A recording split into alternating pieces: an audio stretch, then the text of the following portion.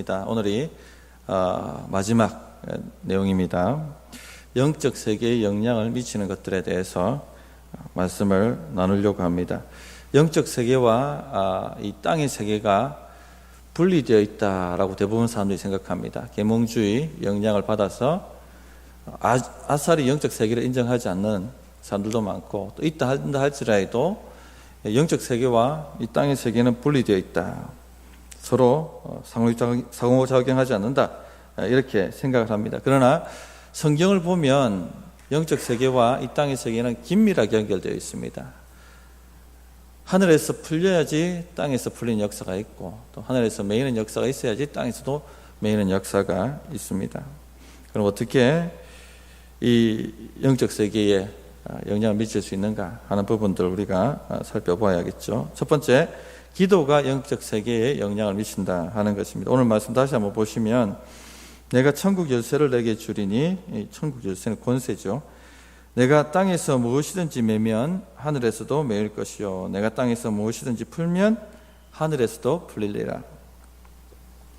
땅에서 예수님의 이름의 권세를 가지고 기도하면 하늘에서도 매이고, 땅에서 또 기도하며 풀면 하늘에서도 풀린다 하는 것입니다. 기도가 영적 세계에 영향을 미친다 하는 것을 우리에게 가르쳐 줍니다.